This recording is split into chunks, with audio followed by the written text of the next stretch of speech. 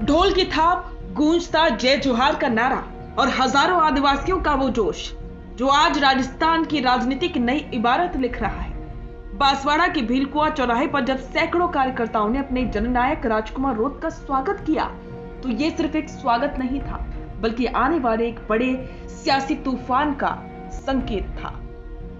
भारत आदिवासी party यानी कि BAP ने एक ऐसा ऐलान कर दिया जिसने सत्ता के गलियारों में खलबली मचा दी। खबर ये नहीं है कि मिलन समारोह हुआ, खबर यह है कि बीएपी अब किसी के सहारे नहीं बल्कि अपने दम पर पंचायत चुनाव लड़ने जा रही है। लेकिन बड़ा सवाल ये है कि क्या इस पार्टीबाजी से वाकई में गांव की किस्मत बदलेगी या ये सिर्फ एक और चुनावी पैंतरा है। चलिए आज इस पूरे घटनाक्रम का गहराई से विश्लेषण करते हैं। हिम्मतगढ़ की इस आम सभा में बागीदौरा विधायक जयकृष्ण पटेल और सांसद राजकुमार रोत की मौजूदगी में एक बहुत बड़ा फैसला लिया। हिम्मतगढ़ की इस आम सभा में बागीदौरा विधायक जयकृष्ण पटेल और सांसद राजकुमार रोत की मौजूदगी में एक बहुत बड़ा फैसला लिया गया। पार्टी पदाधिकारियों ने साफ कर दिया कि आगामी पंचायत चुनावों में बीएपी एकला चलोरे की नीति अपनाएगी, यानी कि अब ना कांग्रेस का साथ होगा न बीजेपी का गठबंधन। बीएपी अपने प्रत्याशियों को स्वतंत्र रूप से मैदान में उतारेगी। ये फैसला ऐतिहासिक क्यों है?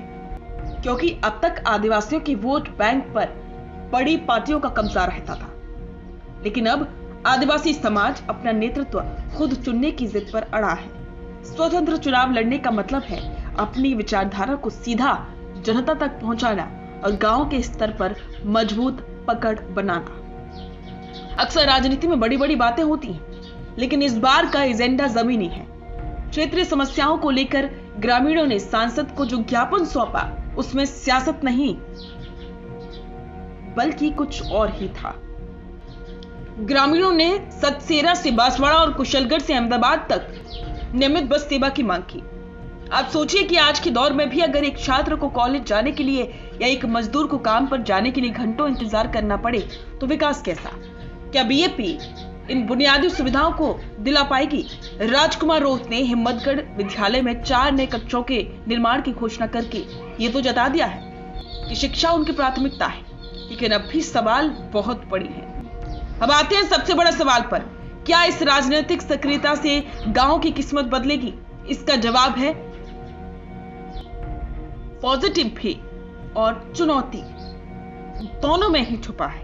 पहला फायदा यह है कि जब एक स्थानीय पार्टी मजबूत होती है तो बड़ी राष्ट्रीय पार्टियों को भी गांव के विकास पर ध्यान देना पड़ता है।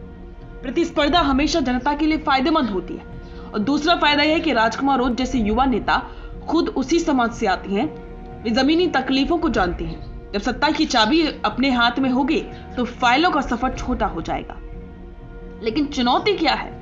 चुनौती है फंड और संसाधन। पंचायत स्तर पर जीतना तो आसान हो सकता है, लेकिन उन योजनाओं को लागू करना जहां राज्य और केंद्र का सहयोग चाहिए, वहां बीएपी को अपने राजनीतिक कौशल की अग्नि परीक्षा देनी होगी। ब्लॉक अध्यक्ष भारत आदिवासी पार्टी का स्वतंत्र पंचायत चुनाव लड़ने का फैसला एक बहुत बड़ा जुआ भी है और एक बड़ा अवसर भी।